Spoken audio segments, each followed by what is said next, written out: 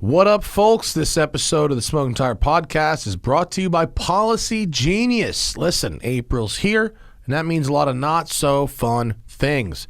You get fooled, you get rained on, and you get your taxes done. So if you need a positive experience to balance it all out, consider shopping for home and auto insurance with Policygenius. Policygenius can help you find home and auto coverage similar to what you've got now, but at a lower price. In fact, they've saved customers up to $1,055 per year by reshopping their home and auto coverage. Getting started is super easy. All you have to do is head to policygenius.com, answer a few quick questions about yourself and your property, and then Policygenius takes it from there. They'll compare rates from America's top insurers, from Progressive to Allstate, to find your lowest quotes. The Policygenius team will look at all the ways to maximize your savings, including bundling your home and auto policies. And if Policygenius finds a better rate than what you're paying right now, they'll switch you over for free. That kind of service has earned Policygenius a 5-star rating across over thousands of reviews on Trustpilot and Google. Now listen, Policygenius can promise that you won't leave your website. Nope, sorry, back that up. Policygenius can promise that you won't leave their website feeling like a fool. They've saved customers up to $1,055 per year compared to their current home and auto policies. So head over to policygenius.com to get started right now. Get started, Jesus. Let me try that whole thing again. Okay. Policygenius can promise that you won't leave their website feeling like a fool. They've saved customers up to $1,055 per year compared to their current home and auto policies. So head over to policygenius.com to get started right now. Policygenius, when it comes to insurance, it's nice to get it right. We are also brought to you by Sunday Lawn Care. Listen, most people don't know anything about their lawn. And most people don't need to know anything about their lawn. It's not the kind of thing you need to spend your time and money really thinking about. What you do want to know is that the stuff you're using has been checked by experts and is right for your lawn and your environment. So rather than hiring someone to come to your house, do a whole thing, check out Sunday. Spring is around the corner, so all you need to do is find a simple and non-toxic lawn product. But Sunday isn't just another lawn care product. It's a customized plan that works with nature. They take out all the guesswork and the unwanted chemicals so you can grow a beautiful lawn that's better for people, pets, and the planet. Sunday did an analysis of my lawn at my new house. I went to getsunday.com and put in my home address, and their free lawn analysis tool took care of the rest. They correctly analyzed my square footage, and then they spit out soil and climate data based on where the house is to create a tailored nutrient plan so you get all the stuff your lawn needs and nothing it doesn't. Fortunately, even if you don't know this knowledge, it is known knowledge. So Sunday has it, and based on your address, they know what you need. It's very simple. Sunday is made with ingredients you can actually pronounce, like seaweed, iron, and molasses, so you can grow better and feel better about it. Sunday explains exactly what you get and why you're getting it. Everything's waiting at your door right when you need it. All I had to do is attach the ready-to-use pouch to a garden hose and spray. And sometimes lawn care, it could take up your whole day. Now it takes less than 15 minutes, and best of all, the stuff really works. My grass, it looks better than ever. Let Sunday take the guesswork out of growing a greener, more beautiful lawn this spring. Go to getsunday.com/tire to get $20 off your custom lawn plan at checkout. That's $20 off your custom plan at getsunday.com/tire. That's getsunday.com/tire. Speaking of grass, we are brought to you by Tradecraft Farms, my favorite THC and CBD products, whether it's edibles, crunchables, vapables, smokables, and now aerosolables, sprayables. Tradecraft Farms has got you covered. If you are in California, where things are legal and civilized, find them at your local dispensary or visit an official Tradecraft Farms dispensary if you're in Southern California. Look them up on their website. If you're not, be a pal. Follow them at Tradecraft_Farms on Instagram. You don't have to buy anything. No one's asking you to spend a dime of your hard-earned money on anything. If you don't smoke, if you're not into it, no one's asking you to get into it. I ain't no pusher, son. I'm just saying give my people a follow. Let them know the Smoking Tire sent you. Keep this show rolling strong. You feel me? I love these products. They are delightful. And the fact that I get to do an ad where I talk about how great the weed I get to smoke is, that is just the highlight, one of the highlights really of my life. So Tradecraft Farms, we love you. Love them back, folks. Give them a follow on the gram if you can. And if you're local, hook up some of their proper gear at your local dispensary. On this episode of the Smoking Tire Podcast, it's a cruise show. Me and Zach talk about all the things we've been driving and riding. And also, we get a drop-in from my pal, Donnie Callaway, who has returned my Ferrari 328 back to me. And I'm about to take it on a very long road trip. Me, Zach, and Donnie, cruise show, Smoking Tire Podcast. Hey, everybody. Welcome to the show. Zach and I are in the studio. It is a Tuesday morning, which means we're probably not drinking. Right. I've got one of those days. Definitely not. I stopped drinking an hour ago. Whenever I have more than like 3 or 4 main items on my day of things to do, not counting like emails and phone calls and bullshit, but I mean, you need to be here. You need to be here. Whenever I have more than 3 or 4 of the 3, really, my day has like 3 blocks: morning, middle, afternoon, and typically those are related to like how long it takes to fucking get anywhere in LA. But we've been a little spoiled the last year, and it hasn't taken very long to get places. Yeah. Traffic's back. Oh, yeah. Traffic's back in a big way. I experienced last week when we had a rare bit of poor planning from the old Tangent Vector crew, in which we had a 80-mile transit in the middle of a workday. And that was for making my new show Modified, which premiered today on Haggerty's YouTube channel, youtube.com/Haggerty. The show's called Modified. Shocker, it's about modified cars. But unlike my previous ventures into modified cars, we have things like closed roads. We have studios. We have 10 years experience because Tuned came out in 2011. Yeah. And we have access to wonderful people like Bruce Meyer, who I somehow convinced to let me have a go in the Yellowbird on a closed road. So yeah, that's the first video, the first episode. It's up right now. I actually reviewed the first ever production roof Yellowbird. How cool is this? The shit. How cool is this? It is the actual shit. It is a better Porsche than Porsche could build. Believe it or not. I mean, that car was $223,000 in 1987. It was twice as expensive as a Countach. How much was a 959 when they came out new? They were expensive. I don't know what, but they were probably like this expensive. Yeah, they were crazy expensive. I'm gonna do the inflation calculator. How much? 223. 223 in 1987. Yeah, I think it's probably like $600,000-$700,000. Yeah, it's probably like a Gunther, or like a Singer, It's probably that. If in 1987 you spent $223K, $516,000. Yeah, it's like buying a Gunther. Yeah, it's the same kind of re-engineering.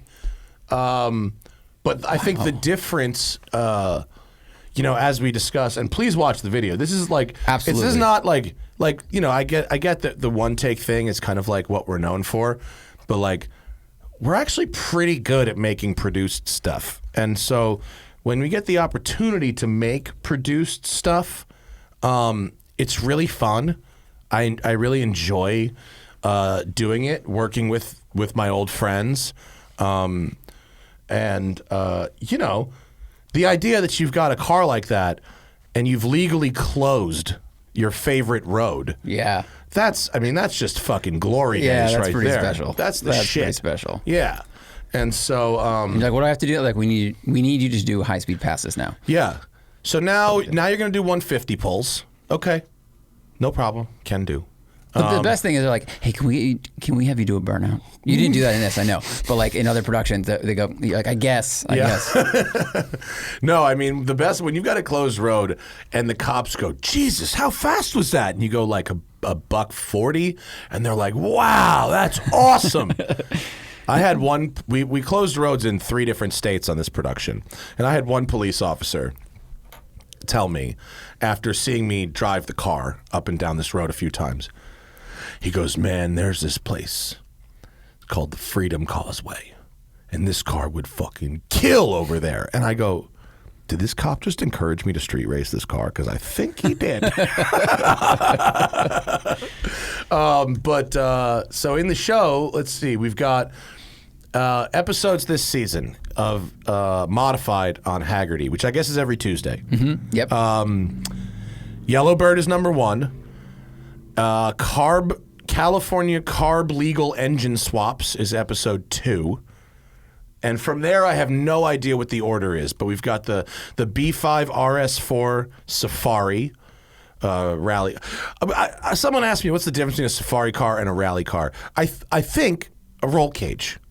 A safari car is a toy, and a rally car is a competition vehicle. Yeah, basically. I'm literally writing an article right now for Road and Track about the Aether Alpha GTV6, which is like a safari car. But I talked to Lee about it, and I don't want to scoop my story, but it's like comfort. The safari cars need to be comfortable. Yeah. You know, they need to have some creature comforts because you're going a longer distance and you're not wearing a cool suit and all that stuff. But you know, rally cars are like stripped out, bare bones. Its only purpose is to go fast across land. Right. Because safari car is like it's a toy. You're not doing anything for time. You know what I mean? Right. You want to go places, you want to have fun, you know, you want capability, but it doesn't really matter how fast you're doing it, you know. Yeah. So we've got the B5 RS4 Safari, which actually I screened this morning. I think that one came out really good because just we were really blessed with our locations. Like, I've never been able to make a show where we're actually filming in like the perfect locations. Oh, Donnie's calling. I got to pick up on speaker. Yes. Donnie, are you there? Hey, yeah. So we're recording the podcast now. I'm holding the phone on speaker next to the microphone so the audience can hear you. And Yes. What's going on? Nada. Watching the Daytona paint dry, so I'm going to split pretty soon. If you're going to watch paint dry, you might as well watch Daytona paint dry. Exactly.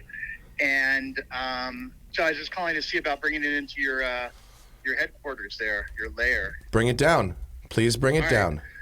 I'll be about an hour. You'll still be around? You're going to be here in an hour? Yeah, I'll be here. About an hour. Where are we going to be recording the show? Come, if you make it while we're still recording, just dive into the show. All right, cool. All right, see you soon. Bye. Bye. Ooh, we might have a drop in from Donnie, maybe. Donnie's the man. My Ferrari is done, and I know you know how he's happy with it. The pictures he sent me via text message. When he finished with it, he took it out for like a photo shoot. He sent me pictures. He had like a photo shoot in this thing. He's like, this car's fucking sick right now. He loves it, man. I think he loves your car, but also his job. Like he loves takes a his lot job. of photos. He gets excited about it. He's excited to see them change. When he has a customer that he knows wants to drive their car, not just flip it or collect it, but I bought this car to drive, make it so it's the best driver it can be. He fucking loves that shit. I mean, he likes doing cosmetic restoration work as well. Like you said, he was watching Daytona paint dry. But he really takes pride in going, no, this is how Ferrari wanted it done, and if you make it like that, it's really good. But ultimately, like, all this shit that he's done to this car, it's a lot. This most recent thing, like, there was a lot. He found a lot more fucking garbage that he didn't get to, and the belts hadn't been done, which, you know, he did the belts, and he said, he goes, actually, you know, now that we did the belts, he goes, I can feel it in how the engine runs, the new belts. He's like, the old belts weren't, they were tired. Wow. And so, but it is a testament to the fact that, like, even though he found, you know, like 5 figures worth of shit in the car to fix, right, to make it perfect, I was driving it the whole time. You know what I mean? It's not like I sent it up there on a flatbed. Like, I put 600 miles on it after I bought it. I put another 700 miles on it in between services 1 and 2.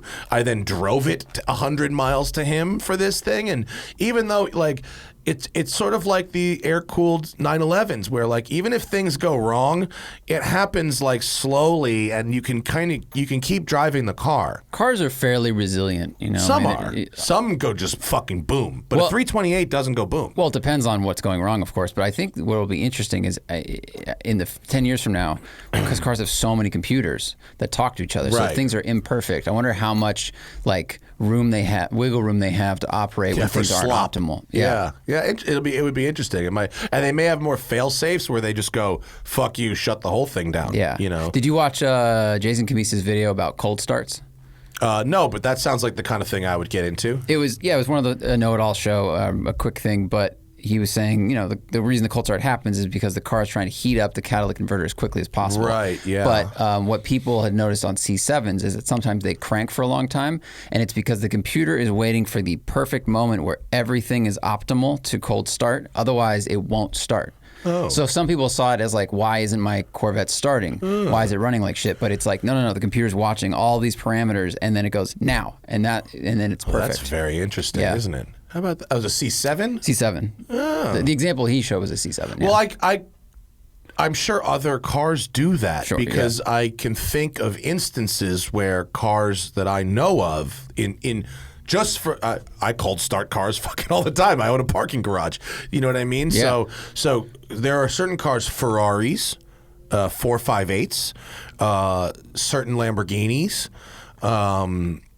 and a couple, and I think maybe even Shelby Mustangs have different varying lengths of how often they crank.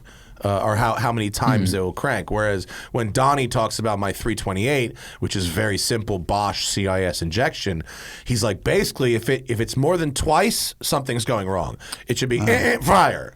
And it shouldn't hunt. Wow. 1, 2, fire. That's how. Whereas if you've heard my Lamborghini start, it's very interesting. It starts one cylinder at a time.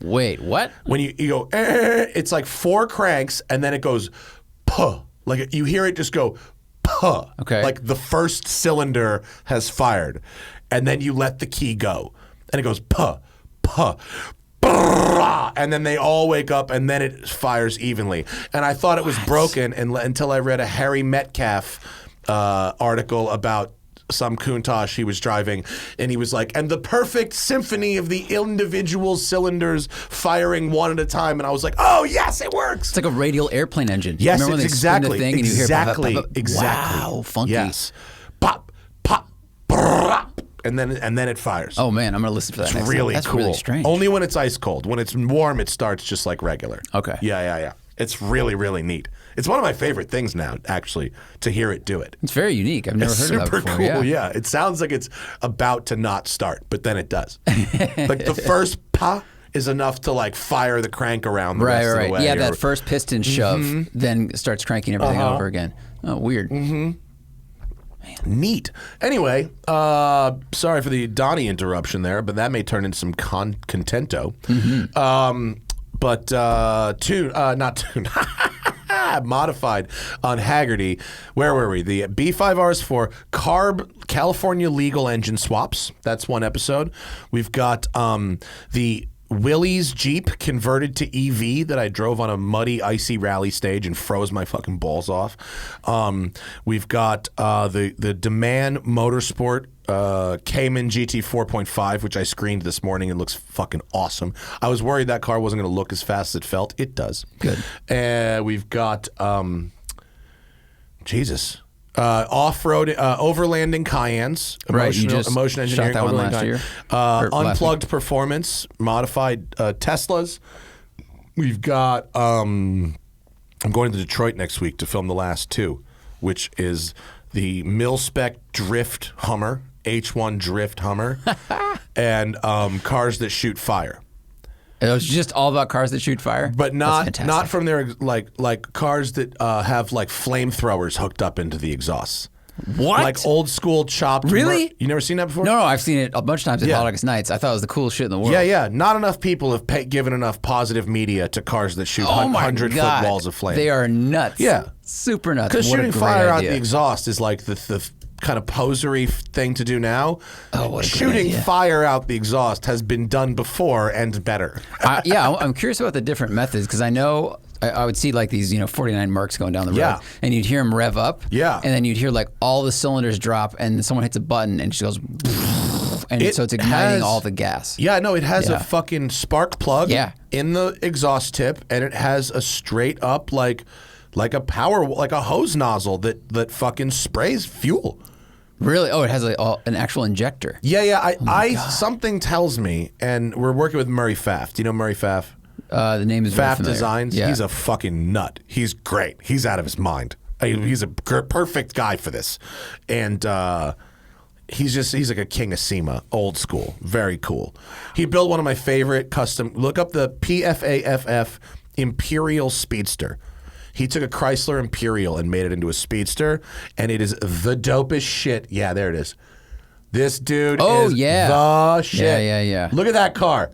Look at the fucking side profile, the proportions. Just directly from the side. Yeah, that. Imperial is like a big 4-seat. Huge. Convertible, huge. And he turned it into a 2-seat Speedster the size of a Corvette, and it's fucking so rowdy and awesome. Yeah. So he's got, him and his buddies have shit that shoots mad fire. Oh, cool. Yeah. He sent me a list of cars in his garage right now. Any one of them would have made a totally great episode. But then at the very bottom, and he was like, and I've got a 51 that shoots a 100-foot wall of flame. I'm like, oh, well, that will do. Wow, what a great idea. Yeah, right? Yeah, here's if you've never been to a hot rod show, you may not have ever seen this before, but it's just, you'll just hear a car go vroom, vroom, vroom, and then it gets quiet, and all of a sudden, and fire just shoots out of it. Well, that's what we'll have to ask Murray, is that revving up related to what's happening at the exhaust, or is he just making some noise to get your attention? Right, true. And then hitting a button and just fucking flamethrowing? Yeah, I'm curious. Ask him if there's different methods to make this happen, because I always thought that it was like cylinder deactivation. People revving it up, getting the motor spinning, and then they could somehow cut spark and the motor's still spinning, so it shoves a bunch of unburned fuel or something. No, when people put like the fire tune on their GTRs or whatever, that's what it's doing. That's like dumping fuel into hot headers and popping a fireball, out the back. This is literally like a propane tank that's hooked up to sprayer nozzles that are actually in the exhaust. So Wow. make that photo bigger. You can see which one? Whatever you were just on. Anyone where you can actually see. You see how it's like a 5-inch pipe there. It's a big fucking can. It's like a big 5-inch can that has a spark plug and a God. sprayer. It might Super be cool. a fuel injector with a fuel pump of some kind. It might be like a hose hookup, but it's basically like a on the button. It's just a flamethrower, a proper flamethrower in the exhaust. So bananas. Yeah, JF was saying that we have to get some special permits to do these. You probably do. I'm glad I'm not handling that paperwork. Wow, that's cool, man. That's gonna be really cool. Yeah, that'll be fun. That'll be super fun. That one is kind of the wild card episode, because it's out of my typical wheelhouse. It's old school, It's the kind of shit that I saw going on when I was a kid. Yeah, at shows. This is like something like Musto would probably know how to build these things or something like that. Yeah. Oh, that's cool. So that'll really be cool. fun. Yeah, and I'm sure there are other episodes that we filmed that I've completely forgotten. Aren't there? I think you listed them. I don't know. I like the mix you're doing. The variety is really cool. Like electric Jeep, super powerful, whatever, off-road. Like it's really all over the place. Skylines. Oh, that's right. Dumbass. And there you go. Yeah, the Skyline story. So it's not just a review of a Skyline. It's a little more thorough look at what makes Skyline special, how the Skyline drives. One of the most interesting things, which I'll scoop myself, you won't have to watch the video to see this one little thing. Sean Morris, I said to Sean, what percentage of the vehicle importing market is driven by Skylines? And he said 100. He said without Skylines, there's no importing market. The rest of it is like just little side remoras. It's all about Skylines. Yeah, that makes sense. So we did the Skyline story. Because that was the most coveted car that we didn't get right? I mean, like they're importing Yeah. Silvias and stuff, but we got versions of those, or Yeah, you there's know, really vans. We got vans. They're cool. Like the Delica is very cool, Right. But we got things that do enough of that job. Like a Mazda MPV. the is similar Skyline enough. had so much hype behind it that once, because of video games, because of Racing. because of best motoring and racing, and that when we finally got our hands on it and the cars delivered on the driving experience, it was like, oh fuck me, wait, these are it wasn't just the dream. This car's actually that good. Right. Gimme, you know, Right. let's get these going. So, Yeah. but the Skyline episode is a lot.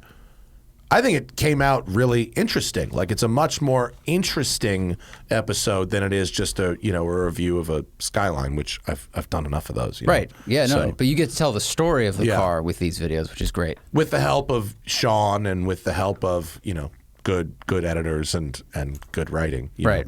Because Hardigree does a lot of the writing on the show, even though I mean, obviously there's a lot of me as well, but they help a lot too, so that's good. So I'm very excited that is up starting today. So Sick.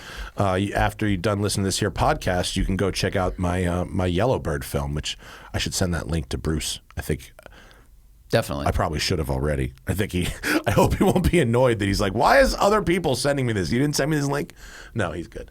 What else is going on? I spent a week with the Ducati Multistrada V4s motorcycle. We made a video about it, but this bike, there is so much going on this bike that it's like it truly is like the X6M of motorcycles. Like but unlike the X6M, when we did the X6M review, you and I, which is now up on the channel, but unlike the X6M, a lot of the shit that's on this bike doesn't really belong on motorcycles. It's like shit that you don't even have to say anymore is on a car. You have to say is on this motorcycle. You know what I mean? Like you don't have to make a big point of saying that a $150,000 super SUV has adaptive shocks. That's like a little asterisk on the sideline. But like this is a motorcycle with an adaptive suspension, fully adaptive. Like, so that deserves a few minutes, of discussion. And like, this is a motorcycle with like multiple drive modes, multiple power output levels, multiple throttle maps, multiple like settings for all kinds of different shit. Adaptive radar cruise control. Like cornering ABS, which is ABS that factors in the lean angle and speed of the bike. So it has. So like, you could like slam brake the torque vectoring ABS kind of, mid-corner. and it would just figure out how to keep you upright. Yeah. Wow. And it has a counter-rotating crankshaft. So what I mean by that is typically in a motorcycle that has the crankshaft moves the same direction as the wheels. Well, that makes sense, right? Because your crankshaft turns a gear, which turns another gear, and there's your wheel moving, right? In this Ducati, it's counter-rotating. It turns the other way. It actually adds to the gyroscopic effect. It adds stability. It gives you a more precise. If you dump the throttle quickly, you have much more engine braking instantly.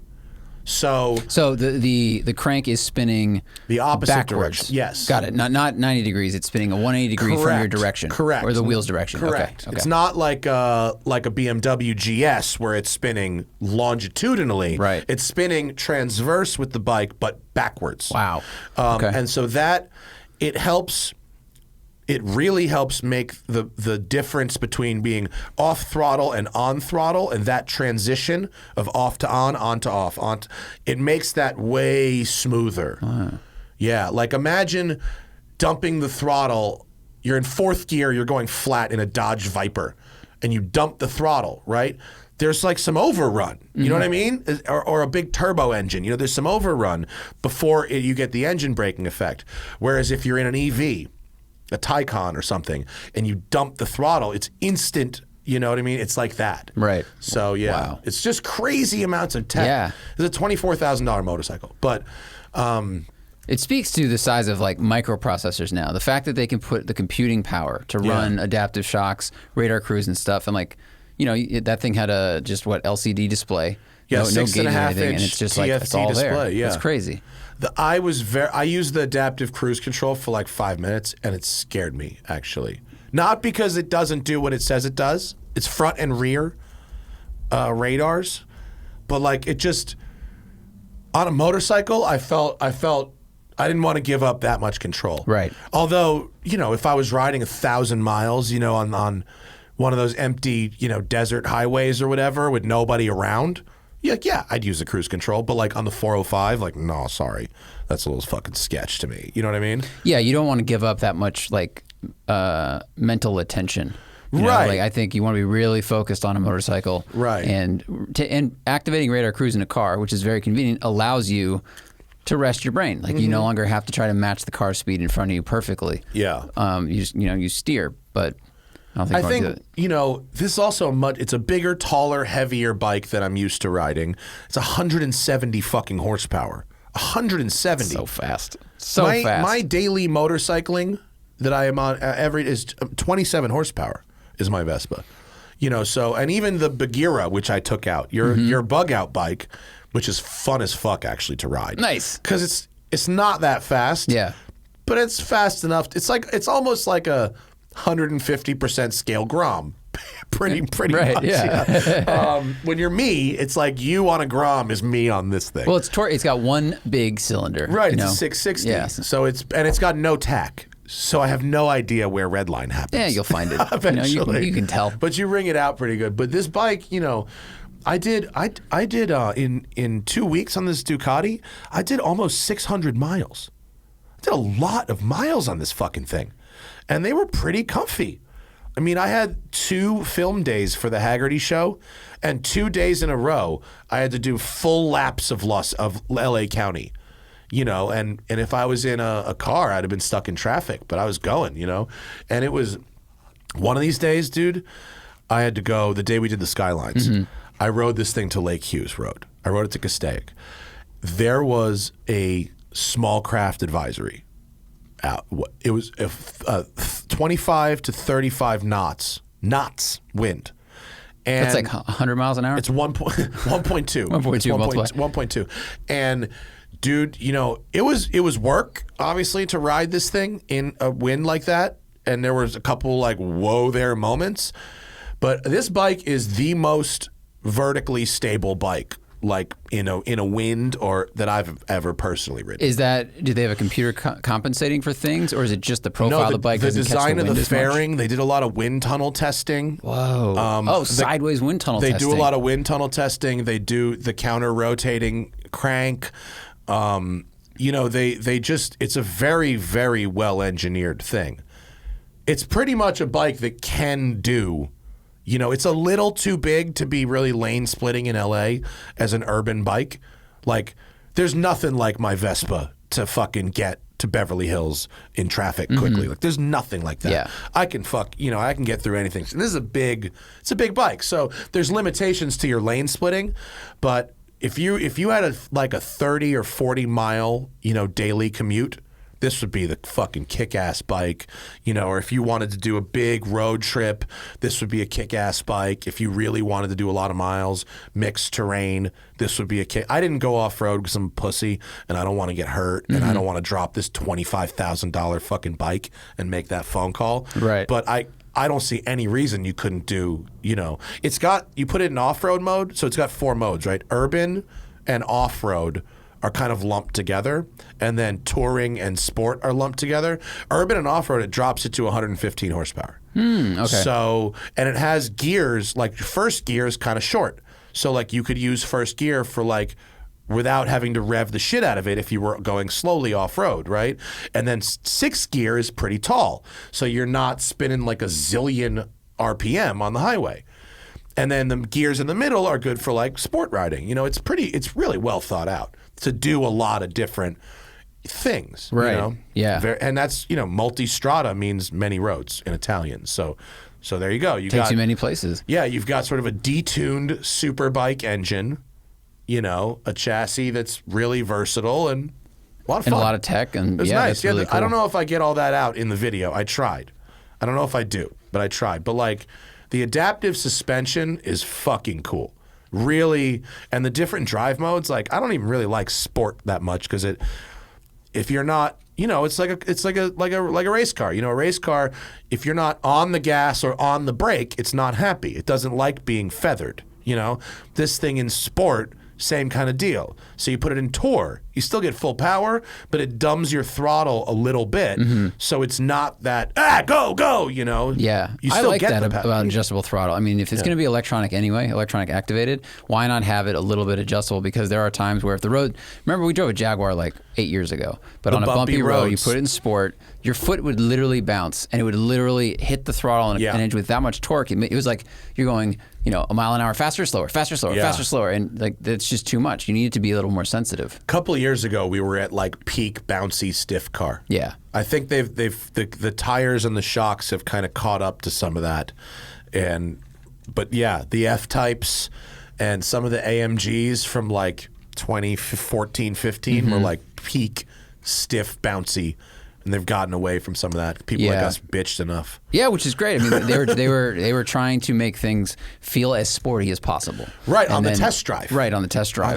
Make it feel real aggressive. Yeah, a race car driver. It's firm suspension. But then you're like, actually, some travel would be good. Yeah, and unless the road isn't glass smooth, if it's too firm, you bounce literally off the road slightly. Yeah. And you lose traction. Oh, the other thing about this bike, before we get off this bike, it has quick shift, so clutchless up and down shifting. I've seen clutchless up shifting a million times, but clutchless down shifting is pretty amazing. I mean, it does the proper rev matching, whether you're going fast or slow. You could downshift, no clutch, leaned over, mid-corner, with zero effect on the inertia of the motorcycle. Is it a dual clutch? I don't think so. Okay.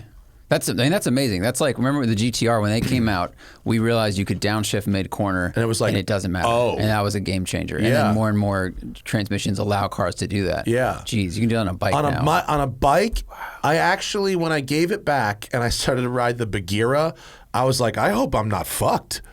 I hope I remember to use the fucking clutch properly and shit. You know what I mean? Yeah. Because you could get real spoiled with that.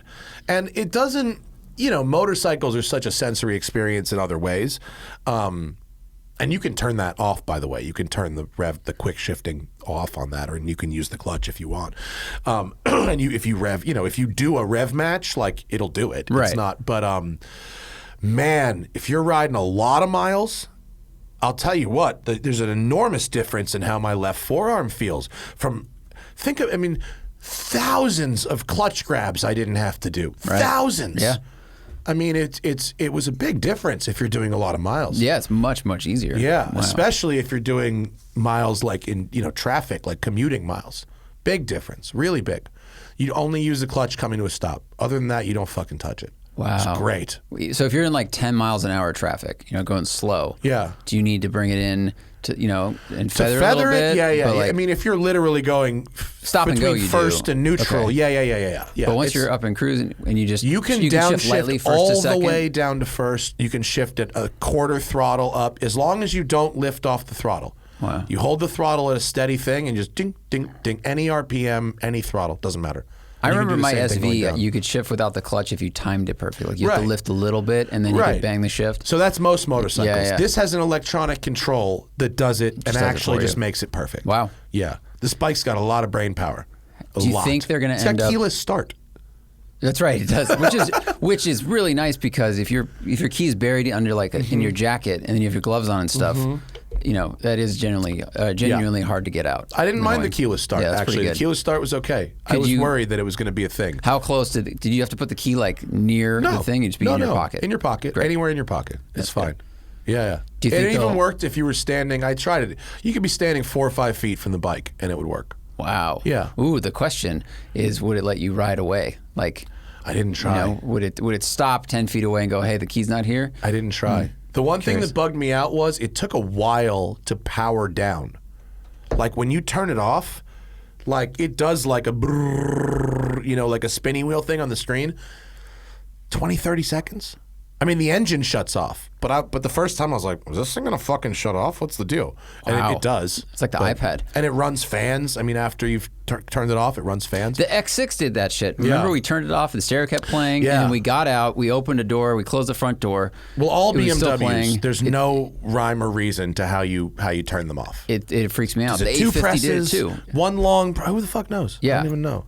But to hear a bike run the fans after you shut it off is weird. That's a new one. Do you think they're going to put CVTs in bikes? They have CVTs in bikes. They do already? Yeah. I don't know My anyone scooter is a motorcycles. CVT. It's a centrifugal clutch. That's a CVT. Oh, that's true. Yeah. Tim's motorcycle has a DCT. You seen Tim's motorcycle? No. Tim has yeah. a Honda something that's got, the engine is a 2-cylinder, parallel twin, that's literally half of a fit motor.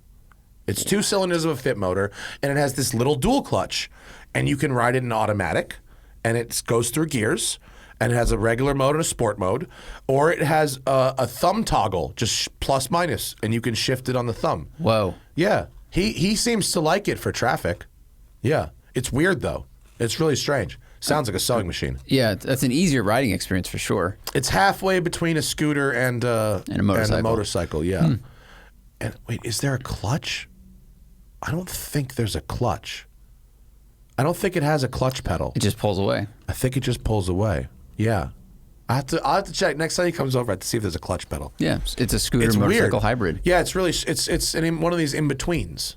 Yeah, weird. There What else? Did we drive anything else? It's been a fucking slow week. I was supposed to drive the Ferrari 812 GTS this past week, but it got bumped to this coming week. So I had a hole in the press car distribution pipeline. And unfortunately, really means I didn't get to really drive anything this week. I went to this thing and I rode. Oh with, yeah, you went to with the Larry Chen. Gridlife thing. Yeah, Yeah. what was that about? So Gridlife official, they did something, they called it Skip Day. So it's, middle of the week, it was on a Thursday, and they held an event at Willow Springs where they rented Big Willow and Horse Thief and the balcony. So on Big Willow, they were doing like they rented HPDE. all three? Yeah. Nice. So people were just running, be a sale. grip laps on Big Willow. And then at Horse Thief, it was like open drifting and ride-alongs with people like Chris Forsberg was there, Matt Field, Alex Yeager, and Mike Essa. Like a lot of the big FD guys that live out here were there testing their cars and just playing around. And normal cars could drift on there too. And then on the balcony, they had like an open practice session, but what's also cool is they had Naoki out there. Oh, yeah? Giving people like 40 minutes of free drift lessons. That's amazing. To try to get new people into the sport. It was If you don't really know, cool. Naoki Kobayashi runs Drift 101, which is a really well-known, small but very effective drifting school. Runs out of Willow Springs. Both Zach and I have done it, and he's fucking, well, I don't know what that is. Is that... Oh, don't go to the Google Maps link in Van Nuys. Go to drift101.com. He rules. Yeah, that was super cool. And he let me and my girlfriend, who we've both done the school, but he let us do like some driving because it was quiet for a little bit, and that was really great. What did you it was drive? Super fun. Just S14s. Oh, cool. Just normal stuff and just doing handbrake slides. Did and Sarah stuff like remember that. her training? Some of it. She was rusty for sure. Like she had the donut down, but she was just. The cone was here and she was here. Yeah. And Naoki was looking at me and he's like, if I could just throw the cone into the middle of her donut, it was perfect. But by the end of the day, or the end of the session, she was able to just, she's donating over here and just move over there mid-slide and then, connect it over there and start spinning again. The transition in the figure eight is hard. Yeah. That's the tough one. Yeah. Take some practice, yeah. The handbrake thing, I've done so little of it. That whole like coming in third or second and just clutch, handbrake. Are you going fast enough? Yeah. Did you pull the handbrake hard enough? Pitch it in and then dump the clutch back on the gas. That whole little harmony is still challenging for me. I picked up handbrake very quickly. I don't know why. I have a natural feel for a handbrake. I don't. Maybe it's from the rally schools or something, but like that never was a problem with me. With me, it's always figuring out when I get into a new car the loaded transition from one side to the other. That's always tough. But drifting's fucking hard. It's hard. It's hard. And then so Larry was very nice. I was hanging out and I was hoping to get a ride in a car and I just went there to hang out on the way to Santa Cruz, and he had his Supra, which is like his chase car. So he's got his Supra, his A90 Supra, puts 2 cameras on the front. He's got a tune, coilovers, and that's it. Those wheels on it look like M3 wheels. Yeah, it looks pretty good. Yeah. It looks really good. So he was chasing all these guys, and he's like, "Hey man, do you wanna ride with me?" I was like, "Oh, that'd be great. You know, what a great vantage point." And I get in the car, and he hands me the trigger to the camera. And he's like, "Okay, I need you to be cameraman also." So because he's driving quickly. And you know, he said, "Okay, when I say shoot, you know, shoot, and then when I say like lift off, because they're transitioning across frame and you can't see anything, we do that." It was super fun. Yeah, like I mean, he is so fucking close at times to some of these, like 3 feet. I think I was the first person to do that with him at the first Gridlife. When I had the BMW M2 or whatever it was. The blue M3. Yeah, and he was and I was driving into people, and he was doing the thing with the shooting. Right. But I think that was the first time he did that. Yeah, it may be. And now he's like got a fucking rig for it. Yeah, so he's got video running on one camera. That rig is awesome. Look, he's got dual SLRs on the front. Presumably he's got a tight and a wide or something like that, no, right? One's video and one is stills. So one is just going, and the other one's just rolling video the whole time. It was rad, man. But I was very impressed with Larry's driving and how he gets close the shot. we Pull were. up the shot of the drift taxi there. I mean, the shots he gets like that are amazing. Yeah, man. Did you get to go out in that drift taxi thing? I did not. They had a line of people that were kind of waiting, and I was like, I don't want to push it and like weasel my way in or whatever. Probably but arrange our own.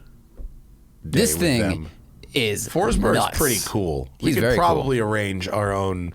Just go out there when they're doing testing or something. I mean, they're going to be doing more media days with this thing, but for people listening, it's an Ultima, sort of. It's a tube chassis. It's a tube chassis. It's an Ultima like Tanner's Passat is a Passat. Exactly. Yeah. And it looks rad. The profile looks amazing. It's super low. It looks really long. The nose looks angry. I mean, the Ultima nose looks good when you chop it up and make it into what you want. But this thing is like 1,500 horsepower.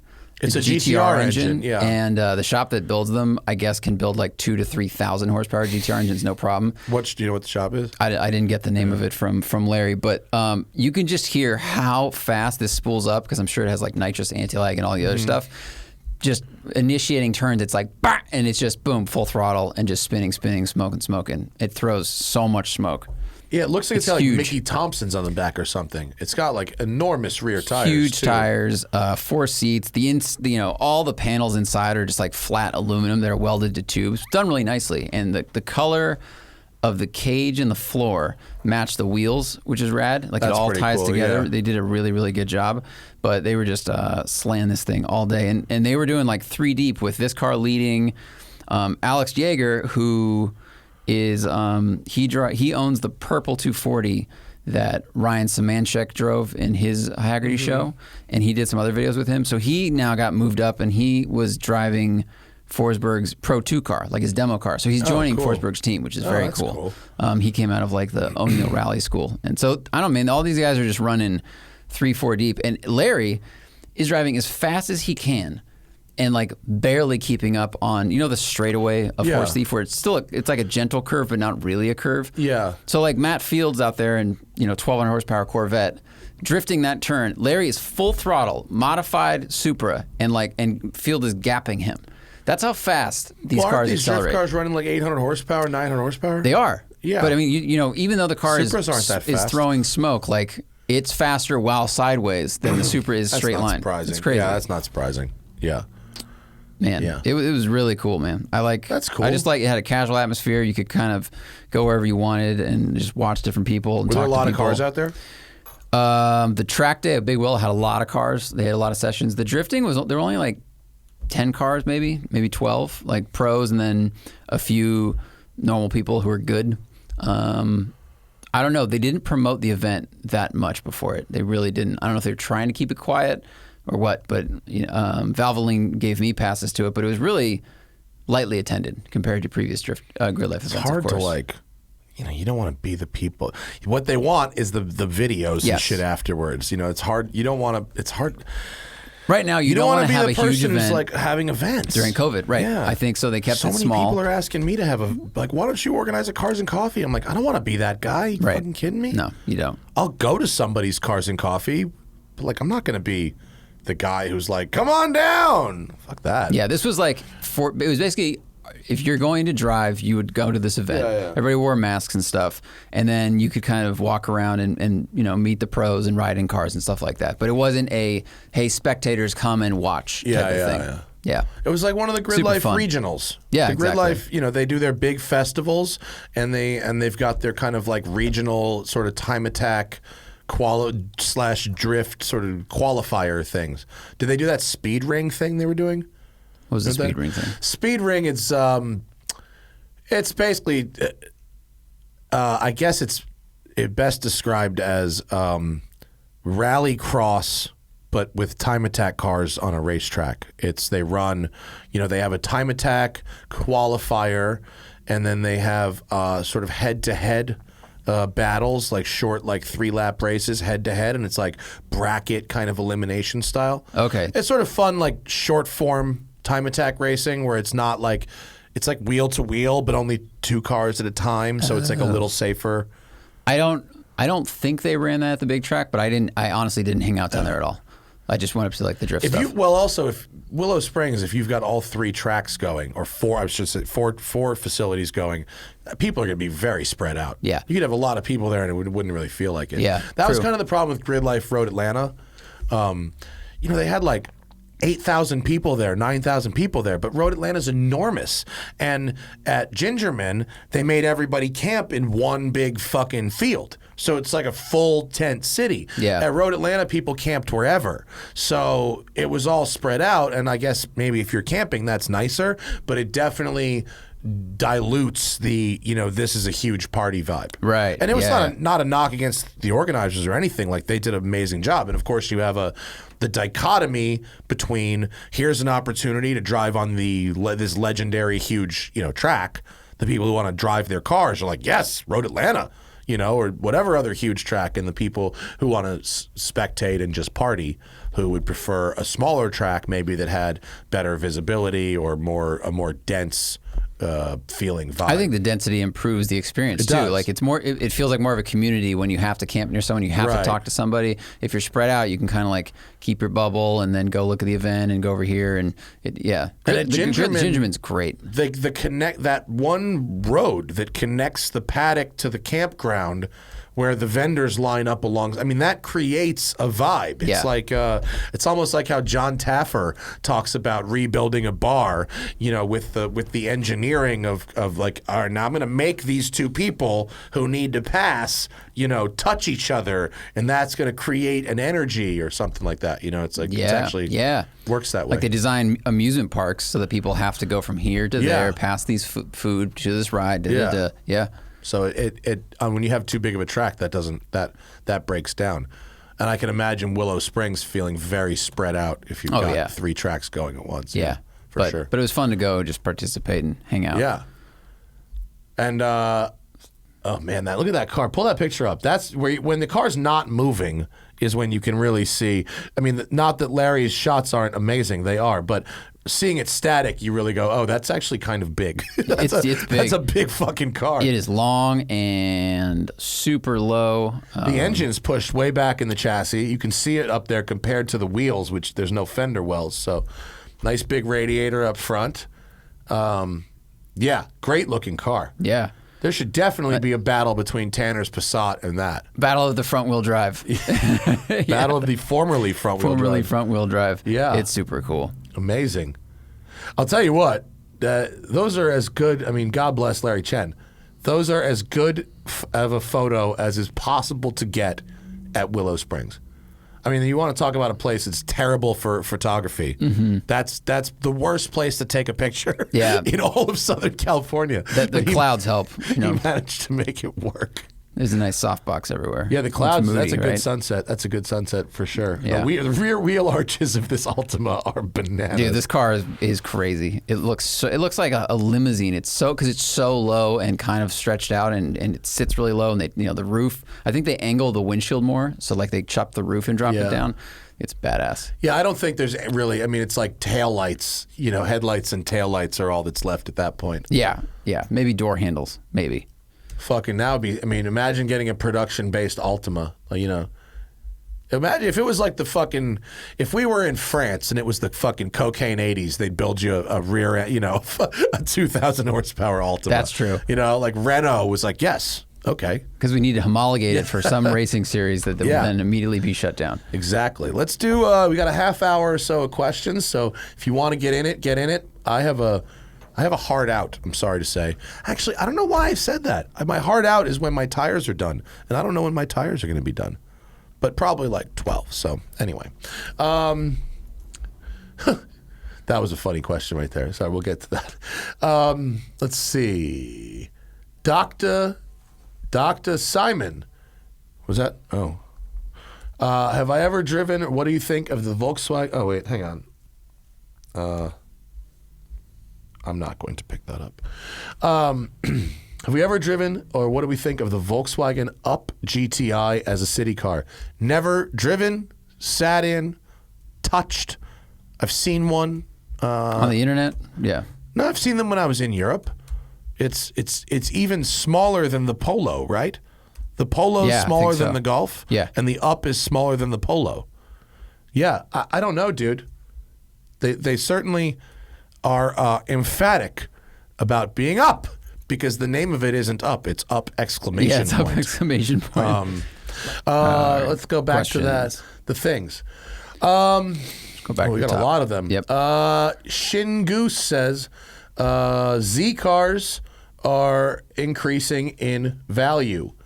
I don't know what. I think it was Z32. Oh, a rusted Z32 for $295K, and yeah, I mean definitely Z cars. And I have a 200ZR. I don't even know what a 200ZR is. I've never even heard of that. A Nissan 200ZR? Have you ever even heard of that? Oh, okay. A 200ZR is the squared off 300ZX. But it's a Japanese one. It's not a ZX, it's a ZR. It's not a 300, it's a 200. Presumably then it's also right-hand drive, right? Okay. Foolish to keep or foolish to sell? I mean, it depends on what you're into. Does he live here and he imported it, or right? Because if it was right-hand drive to 200, we didn't get it here. The extraordinary sales, that $300,000 car, you're talking about extreme originality. It's got to have all the things checked. Mm-hmm. Does your car have that? It's not, there's general trends and then there's like your car. Like, is your car a collector grade vehicle? Not a driver grade, not like a weekend, like collector grade. If it's not, the cost to own, keep, and drive almost any car will outpace its appreciation. Right. So if your car is a museum piece, consider that. He also says it's his dream car. So if it's your dream car and you can't sell it for an amount of money that will change your life or make a new dream possible, right, then you might regret it. So if it's not a perfect investment, you have to make sure it's worth keeping because you love it, which apparently you do. So then I think selling it would be foolish if it doesn't change your life. Yeah, for sure. If it's already your dream car and you already own it, it should take more than just a short-term increased market value to get it away from you. Mm-hmm. You know what I mean? Yeah. Because then it wouldn't be your dream car. Then it would just be a short-term investment, which is fine. But dream cars should be, dream cars. Yeah. Daniel Berman is going to Art Center this fall. Nice. Congratulations. Nice. Lucky enough to be buying myself a fun car. What are some good roads and events to get involved? Oh, the car scene. You're going to be so happy. Everything and everywhere. I mean, Art Center's in Pasadena. Pasadena is at the base of the Angelus National Forest. The Angelus National Forest consists of about 7 or 8 roads, very easy to find on Google Maps. They're the squiggly ones that go over the mountains. And they're like right there from Pasadena. Like you just go north on the 2 and you're there. You're just already there. So you've got mountains to the north, mountains to the west, events. There's a Cars and Coffee like every weekend. They stopped for some COVID shit, but like they're all coming back now. Mm-hmm. There's you can go down to Orange County, Mulan last Sunday of the month. There's Paradise Cove if you want to be a little snooty, first Sunday of the month. There's just The scene is just bottomless. endless. Go to Malibu on a Sunday and just fucking drive around. You know what I mean? Like, just go to Malibu on a Sunday and drive around. You could do that, and you could follow groups of cars like a fish. And then when they stop, because they will, you could literally get out and just go, hey, I just moved here. Yeah. And just talk to people. Yeah. Jay Ryan's Newcomb's Ranch gathering Friday mornings. Yeah. Newcomb's Ranch in the canyons. I mean, that's pretty that's good. it. Just don't buy anything too fast and drive in the canyons and hurt anybody. Don't Sounds like don't you're come to 18. California and start crossing double yellows. Yeah. You know what I mean? But yeah, I mean, getting involved in the car scene, you're going to be in it. You're just going to be there. And you're going to be at Arts Center. Like, Arts Center is like car people things. Yeah. Like they have an event every October. Yes. Right? And very interesting and very famous car people go to it. What's it called? It's got a fucking name. Arts Center Classic. I think. Arts Center Classic? I think it might be Arts Center Classic. Yeah. Matthew Hamilton wants to get a 996 Carrera 4. Currently has an 04 Subaru STI. What are the difference in driving experience between the two cars? Oh, inverse. They are absolutely inverse. The Subaru's engine is hanging out in front. Yeah, good point. It's incredibly pushy. And its inertia is going forward.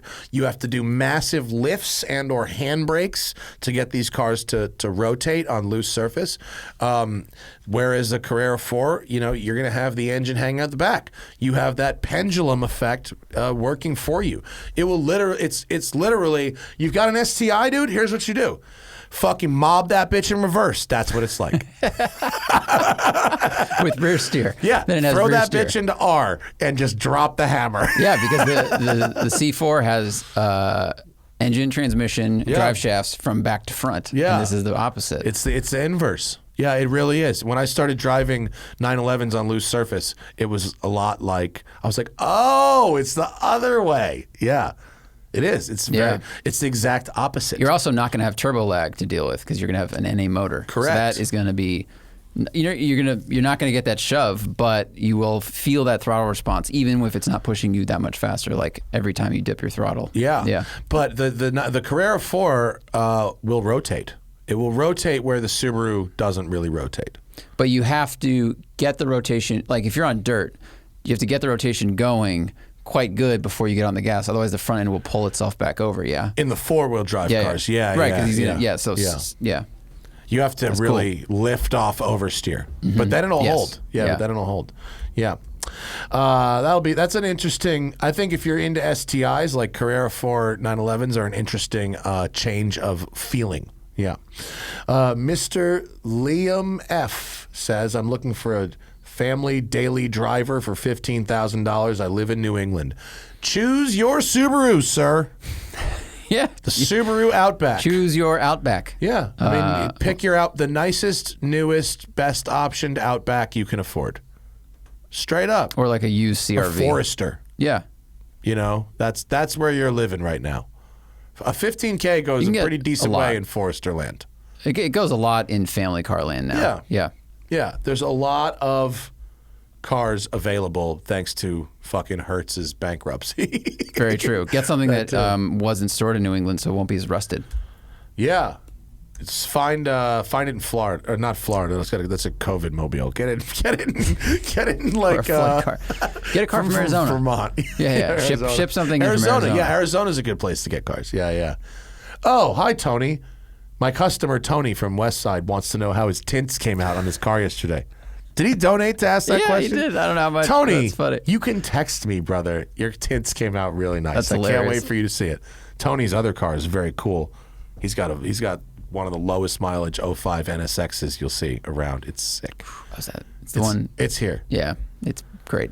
I know that's violation of customer privacy, but I don't think Tony's donating to the show to talk about his cars. I don't think he's concerned that people know he has a sick NSX. He does.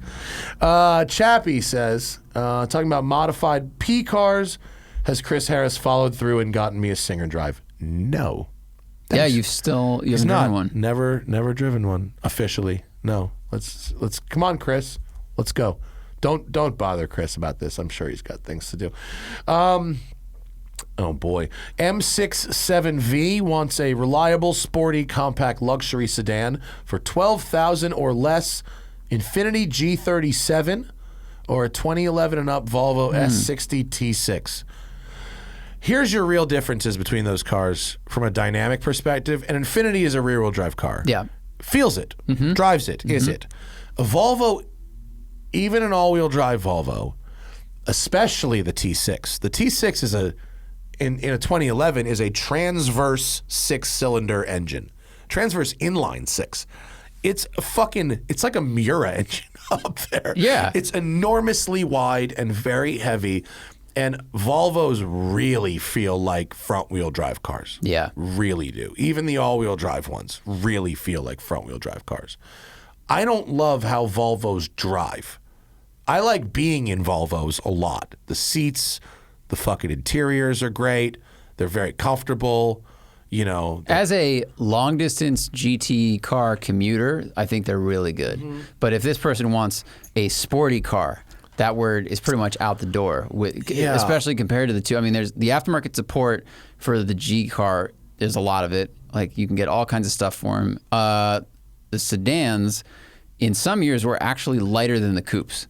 Strangely, oh really? That's interesting. In the coupe they had to add extra metal to the B pillar because for crash standards. So they're actually like 100 to 200 pounds heavier than the sedan. So you're getting a car that's basically like a 350Z sedan.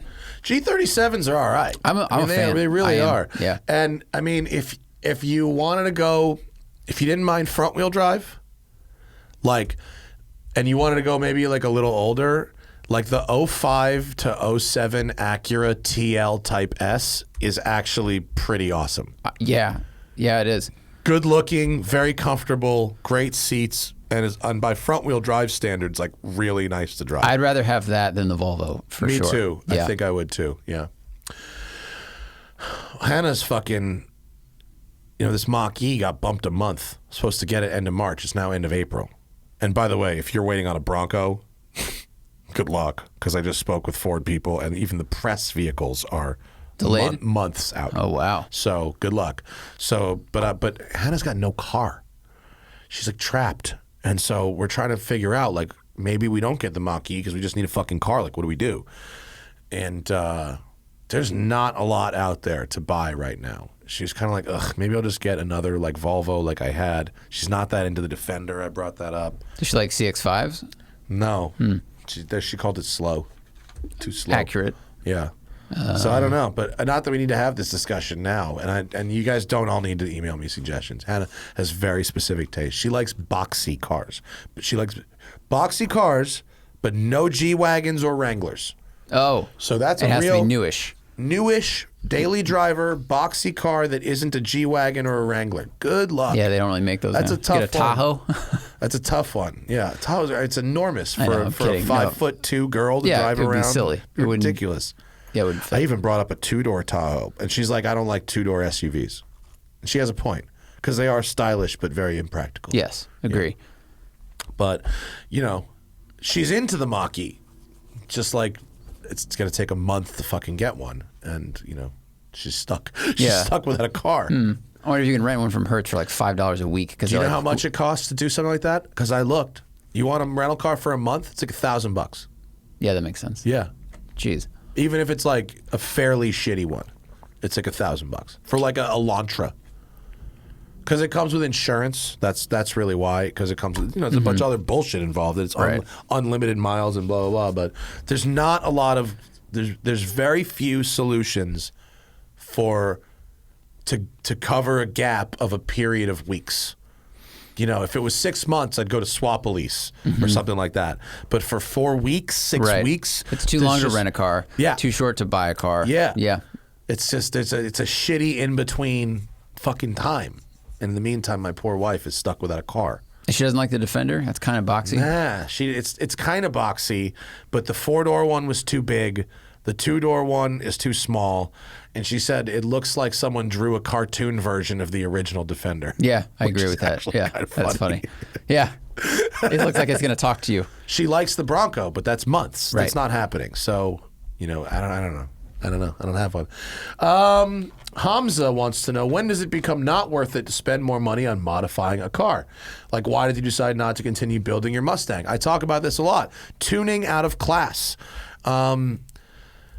It's fun to try to build a car. You know, to do a David and Goliath thing, to say, I want to build this, to use your example, Mustang that will do this or that, as well as X more expensive car.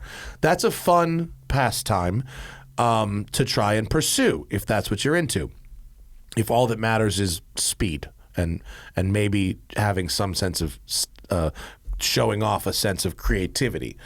But from a performance and usability and driving dynamic, I like to talk about tuning out of class, which is where you can only really change so much about the car before you really kind of start to make it worse.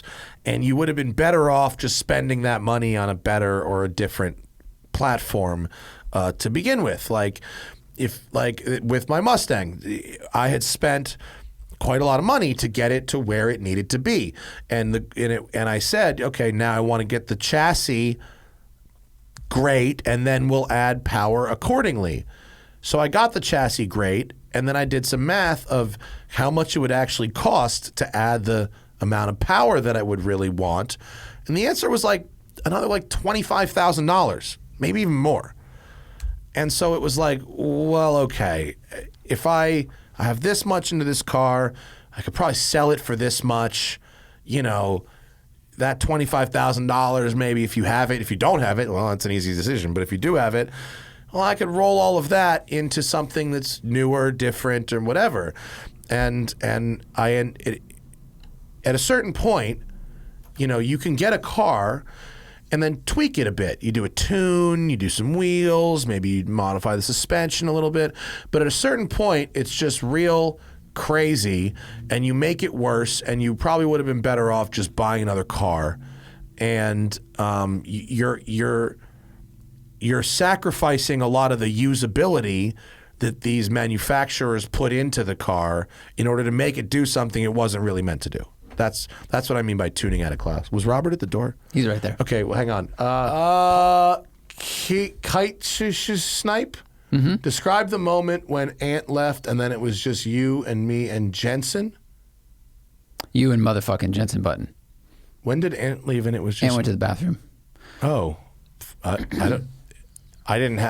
We were in the middle of like a radio show. I didn't have a thought like, oh, the buffer's gone. Yeah. It was the same as it was when Ant was here. It was just like, it was slightly quieter, but we're just talking. It's just... Jensen was super chill. He was great. Yeah. Yeah, he was cool. I thought he was a lovely gentleman. Yeah. He was extremely polite and chill. And once it became clear, oh no, Robert's back. Did he give a thumbs up? Thumbs up. Yes! Victory. Yes, for it being exactly where I thought it was. Right. They looked in the toolkit in the front, which is a fair place to look. It's in the glove box. Thank God. You know how many things I had to do today that are dependent on those tires being on that car? Oh my God. Like there's a fucking chain reaction of events afterwards that I need a car for. You just have them drill that bolt and just pull it off. That's you. Fuck it. Yep. Pull the hubs. Just pull the hub. Drive around with four bolts on. Jensen was great. As two car people and influencers, how much of your wardrobe is merch? Well, my Bremont watch, I'm an ambassador for Bremont. Am I wearing my own hat right now? I'm wearing a hat for a business that I own. So you're wearing Joey's shirt, Joey Seeley's Emotion Engineering. So there's a difference between merch and swag. Okay. Like 80 to 85% of my T-shirts were given to me by fucking people. You know, like by people whose cars I drive or whatever. And if you want me to wear your T-shirt, it just really has to fit nice. If it's made of the good soft stuff and it fits nice, I almost don't even care what it says on it. I wear shirts for like the material's things good. I don't remotely support. My Tiananmen Square T-shirt. I got a lot of so swag. Soft. Yeah, I got a lot of swag, a lot of T-shirts, really. But we don't have that much merch. Dylan Optics sunglasses sponsored. Yeah, I wear our Smoking Tire T-shirts occasionally. Bordeaux Fab says I've got a 2016 ST3. ST3. What's an ST3? ST3. Focus ST? Focus ST? I don't know. ST3? Got to put a clutch in it. Is it worth doing carbon synchros while trans is out? I don't even know what that is. I think you're changing the synchros between the gears from whatever normal metal they're made in to carbon. I have no idea. I don't know. I don't really... Carbon synchro. Dude, if you're... Let's just go back to the previous question on tuning out of class. If you're talking about a fucking Focus and you're at a point where you need carbon synchros in your gearbox, you've probably tuned out of class. Or it's a question you should be able to answer because, like, your mechanical knowledge of that is far beyond ours. Yeah, I'm not really sure. I don't even know the benefits of carbon synchros. I don't know. Stronger? I don't know either. I mean, I don't know if they're lighter, they're more durable, or what. That is, we don't know. I'm sorry. Any other mods? If you're driving on Michigan, make sure the suspension's comfortable and you have sidewall. Yeah. That's what I would say. Ben Franklin 15. Did we find a difference between 992 Turbo S versus regular turbo in terms of performance on the road?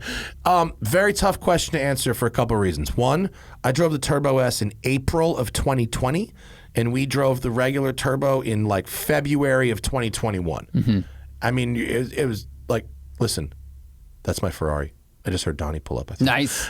I think it's so hard to tell subtle differences like that when you're talking about 10, 11 months difference. Also, one was a convertible. That's the difference. There's a difference in weight. It's really hard to tell the difference of those two things. Honestly, if you didn't have a stopwatch, how would you even know? Yeah. I mean, they both just fucking eat road. I mean, they eat road. Yeah, 0-60's nuts. I mean, even the convertible felt really agile in the canyons. It turned in was quick, all that stuff. It was amazing. Yeah, I mean, standard advice from our end applies. If you're going to spend a certain amount of money, I'd rather have a Turbo S with fewer extraneous colorful options than a regular turbo with a bunch of fun colors slapped all over it. That's my opinion. But unless you were driving them back to back at their absolute limit, I don't know how you could tell. I think on the street, you can't. You just won't know. Yeah. And on the street, there's not even that, you know, unless you can go over 100 miles an hour, there's not even that much difference between a Carrera S and a turbo. You know, those differences are tenths of a second, you know, until you get to 100 miles an hour or so, and then the differences start to become a little more apparent. But like a Carrera S is like fast as fuck. Yeah. So the answer is it's tough. It would be tough to tell the difference unless you drove them back to back, immediately back to back at the limit. Yeah. Dallas wants to know an update on the Sultan brothers yacht, the tits. Oh, you weren't here. Oh, we were talking about with Sirio, the Sultan of Brunei's brother, whose name is Joffrey, has a yacht named Tits, and the tenders' names are Nipple 1 and Nipple 2. Wow, and it's real. I don't have an update. We didn't talk about it. I know this is going to be really hard to believe, but usually once the show ends, the conversations move on. But yes, he's got a yacht named Tits, and there it is. All right, people to each their own. I don't have the name of this person. Sorry, but they're considering a set of Toyo TR1s for fast road use. Do I have any experience with them? I do not. Have you ever driven on a Toyo TR1? I don't think so. Not that I can remember. Sometimes I just, people show up with the car and you just drive the car. I don't believe I have. Fan cars was like 2 years ago, so I don't know. The last Toyo I drove was an R888. I couldn't tell you about anything besides an R888. And an R888 has a lot of grip, but is really loud. Right. Yeah. So go to Tire Rack and look Sean at their sheet. puts them shits on all the Skylines. Really? Yeah, because he likes to fucking put the power down, but he doesn't care if they're loud. It's just... your choice. DAC 101, ideas for a 10... ideas for a second car, hopefully some track days and driving stuff. Well, $60,000 budget, second car, replacing a Genesis coupe. $60,000 bucks. older GTR or Cayman S. I think GTRs have high running costs. Because of just the parts they're made out of, and they're heavy too. They're heavy. They go through tires and brakes. The tires and brakes are consumables expensive. are higher for sure. Yeah. Is that Donnie? It sure is. Donnie! I heard you pulling in. You heard that? What's going on, bro? Sit down. Grab a mic. Nice stuff, huh? Fucking Zach will activate your microphone. Throw on a set of cans. What's happening? How was your drive in my car? Say some things so we can hear you. Hello. There you go. How was the drive? Oh my God. Say it into the mic. We're doing radio. If you don't want to, you can bring it to you. You don't have to go to it. Nice. Yeah. So, drive down from Lancaster area. Mojave area. I fucking in my love Ferrari. it. Oh my God. Okay, so I brought the car back. We're not going to have time to do a whole video, so Donnie's just going to dive bomb into the podcast. Brought it back for service number 2. Hey. Couple items came up. My gauges were being wonky, and the fuel vapor smell when I filled the tank. And then you found some other things. So what did you spend the last couple of weeks doing? So last time you were questioning, the validity of the work that was done. So I checked it out. The belts were cooked. They weren't cooked. The belts they were just that was not 200 miles. Yeah, so I had a receipt from February 2020 that showed a 45,000 mile major service. Right. And a bunch of other shit. Would that have included belts? That should have been belts. Absolutely. Yeah, major service. I think I looked at it. I think their belts were even on there. so they were not done. No. So now it has new belts. So I got in there. I got rid of the all the things in the way, the AC, and I pulled your. Oh yeah, you took my air conditioning out. Yeah. Really? It wasn't even working. Oh, Yeah, wow. I go, I don't want you to take it out. He goes, it's not been hooked up since you bought the car. And I go, oh, well, in that case. Yeah. How often have you tried to use it? No, I haven't. I don't Yeah. even know how to use it. And Good. because the car has normal windows and a Targa roof, I don't give a shit. It's not Yeah, like the Lambo. exactly. In the Lambo, if you don't have AC, you die. Oh yeah. It's bad. So, Yeah. but so you did belts. So I did belts. Going in there, got rid of the belts. Since I'm so deep and the car's so old, I replaced your front main seal. Oh. As I was taking that out, it disintegrated. Good. And I'm like, okay, cool. And it was really wet there. So I cleaned everything. All the You sent years. pictures. Yeah, all the years cleaned up. I'll do an Instagram post since we're going to not have time to do a video. But Right. Donnie sends lots of pictures. Yeah, and you don't mind, right? No, because I had thought maybe I would use them for a video, and I'm Well, interested. sure. I find it interesting. Because every time I do something like this with my cars, with my people, We care. I do it, and it's like I always ask, instead of blowing up your phone with all these stupid pictures, it's like, do you mind if I do real-time pictures? and I enjoy it. Yeah, no, it's cool. I love Yeah. that part. Yeah, it's Anyways, pulled your alternator. You saw pictures. It was pretty toasty. Yeah, you had it rebuilt for a little more juice too, Yeah. right?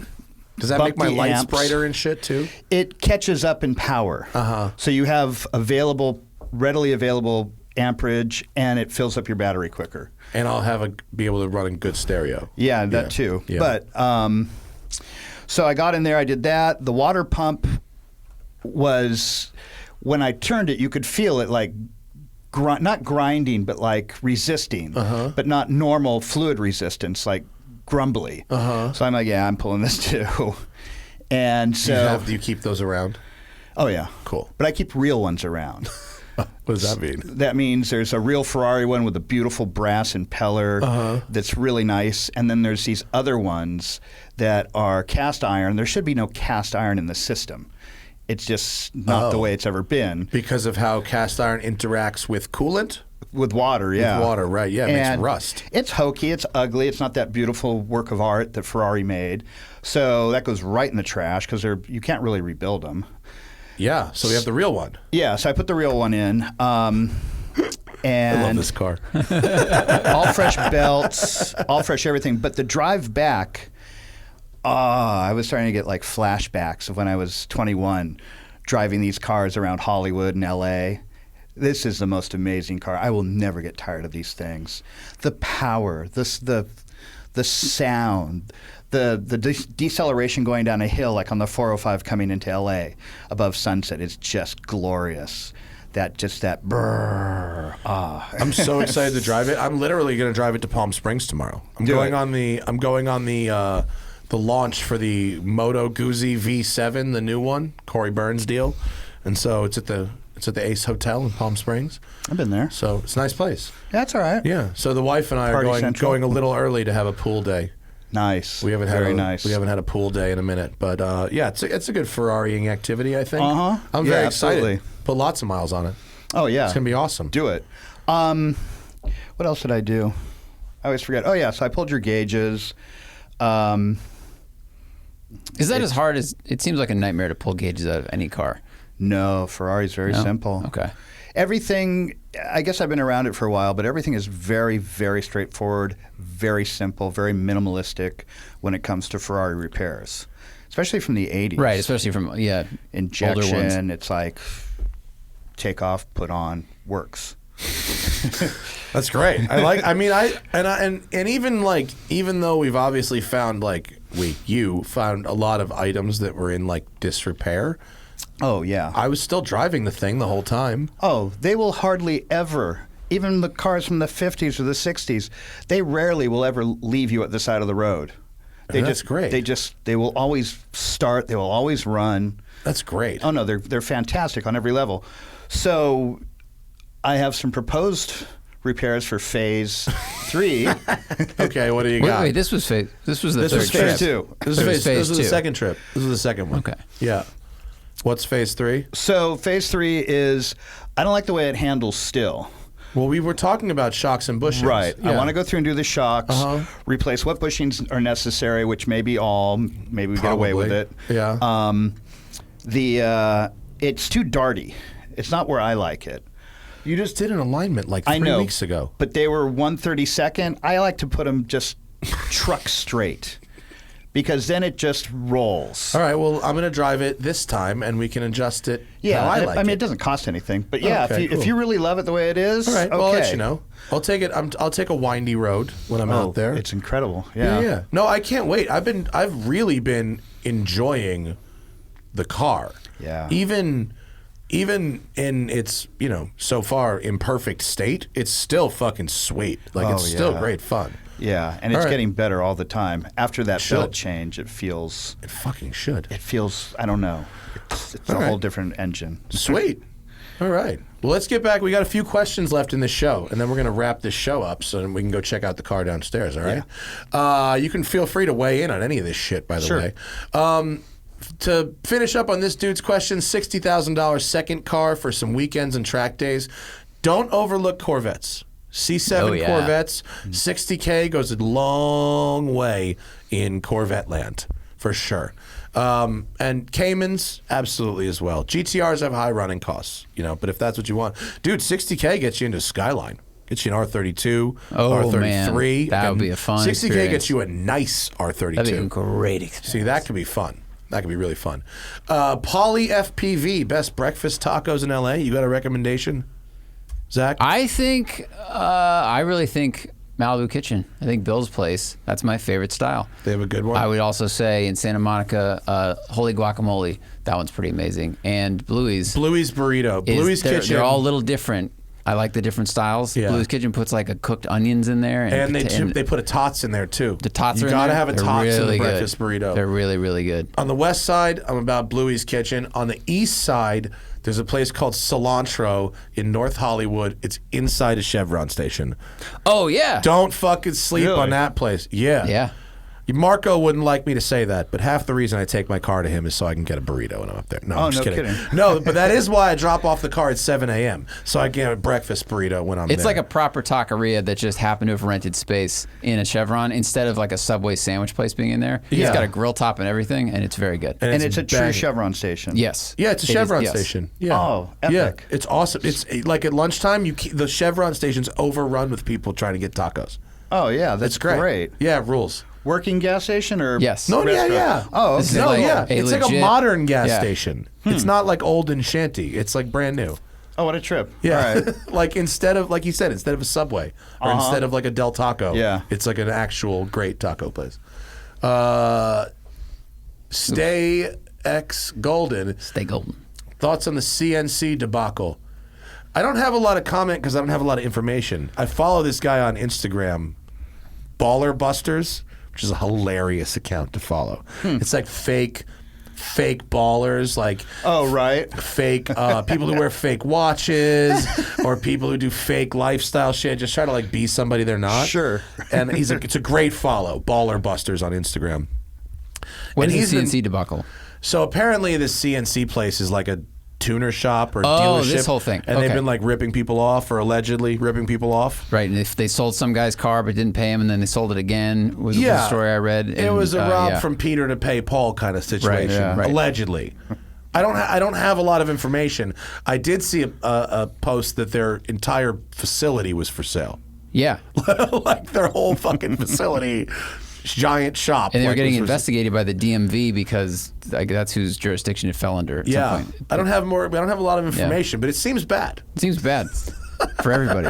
It seems like it's not good. I don't know, but yeah, I don't have any inside information. If a at all, DMV no. officer shows up to your house with a badge and like a gun, you're in a lot of Probably trouble. bad. You're in a lot Probably of trouble. fucked up. Yeah. Track R says, I'm looking to buy my first supercar, an AMG GTR, a Porsche GT3 RS, or should I go full 720? I currently daily a Raptor and have an 800 horsepower BMW 335 as a fun car. Well, he brought up three cars that feel very different. AMG GTR is a very unique experience because it's front mid engine, so it turns in like a mid-engine car, but you're sitting on the rear axle. So there's a very sharp turn-in happening over there. Right. Oh, yeah. And you are following behind it. Yes. Now, Cheetah. Like a takeout counter, the turn will get to you in a moment. yeah, but the car's doing great. It's like riding a roller coaster from the front. The 720 is like riding a roller coaster from the front. Yes. And the AMG is like riding the roller coaster at the back. It's actually quite similar to those sensations, if you've ever done that. And 991 GT3 RS are lovely cars, but compared to the GTR or the 720S, you might find it a tad underwhelming, believe it or not. If you could call a GT3 RS underwhelming. I mean, it won't give the acceleration punch that the others will. It just doesn't have the same amount of torque in the same way. My friend Nick has a track prepped GT3 RS, and he took it to Auto Club Speedway track day, and I was there with a 720 Spider comfort spec, and he saw 157 on the front straight, and I saw 181. So that's the difference you're talking about in acceleration. It wasn't the driver? No. He's a good driver. My friend is he smokes me in sim racing, but he's pretty good in the car too. But the 720 is another level of horsepower.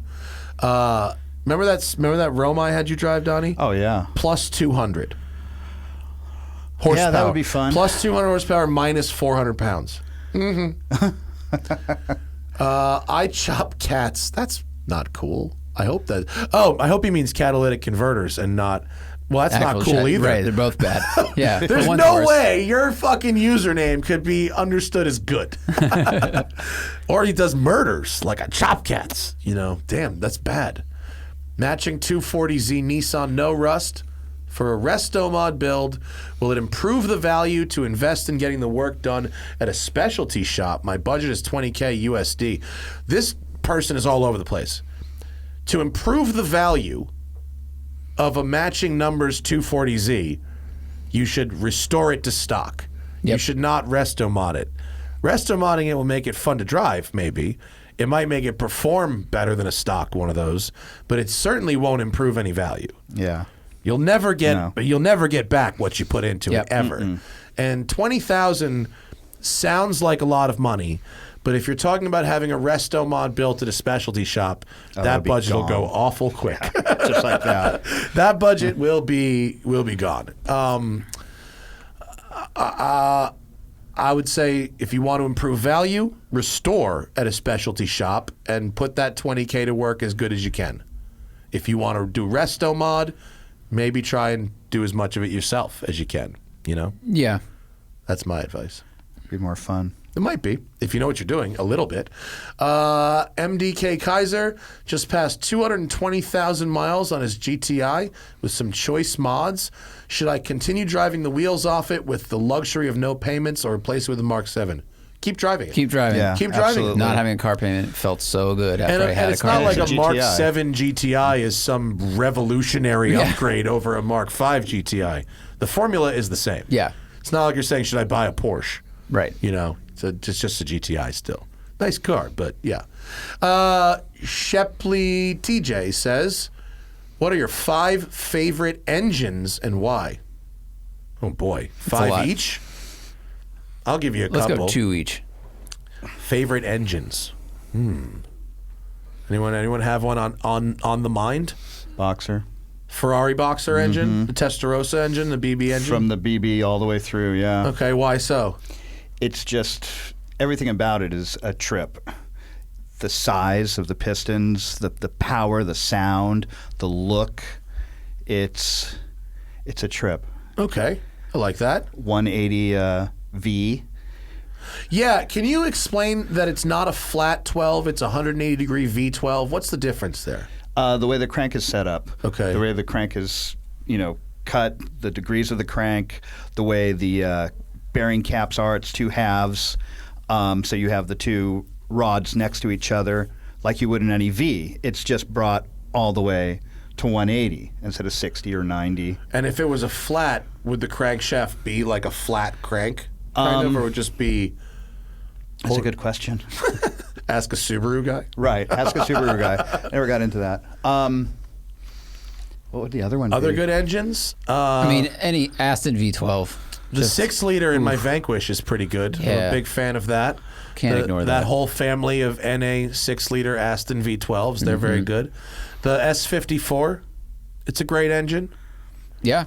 I don't think it's put to its best use in the E46 M3. It's put to best use in an E30. Oh yeah. I mean, anything When lighter. yeah. It is a very good engine. Yeah. The I think Honda the CBX 1000 inline 6-cylinder motorcycle engine, 1000cc 6-cylinder, sounds like a fucking F1 car. That's got to be up there. 327? Chevy 327. Donnie's Good engine, keeping man. an OG. Heck yeah. That is an engine. Yeah. That is it. I mean, an LS is a pretty great thing. It's a pretty great thing. I'd say the inline, I always inline 5. The one of the interesting. TTRS. The new inline. Yeah, the new one. Sounds That's weird. a Brap Pulls engine. a lot. Brap. Yeah, that was a pretty special thing. And of course, the Demand Motorsports 4.5 liter. I just drove this thing for my new show, modified on Haggerty. It's a New Cayman. show. This Bravo. guy in New York, Rick Demand, is building a 4.5 liter naturally aspirated drop-in crate engine for the GT4. It's $30,000, and it's a plus 150 plus 150. So it's 580 horsepower, naturally aspirated motor for a Cayman. And they'll put it in a Boxer Spider also. And what they won't advertise, they're not trying to advertise, but they did tell me, is that they have snuck 3 of these engines through smog. Like, they won't give you paperwork saying it's a carb engine. It's not. But if you just roll up to smog and say your car's stock, they've passed 2 of these. Wicked. And they've failed 0. Wicked. So just if you're in California and you wanted to DL fucking mob on people, they Right. wouldn't even let me say that shit in the Haggerty video. I was like, they're like, no, you can't say that. I was like, but I'll say it here. They've snuck them past smog. So you can, and you want to talk about, wait till you see this video of how this engine sounds. It sounds like a cup car. I mean, it's like a Bananas. Cayman. It's a Cayman with a cup car engine. It's fucking bananas. So good.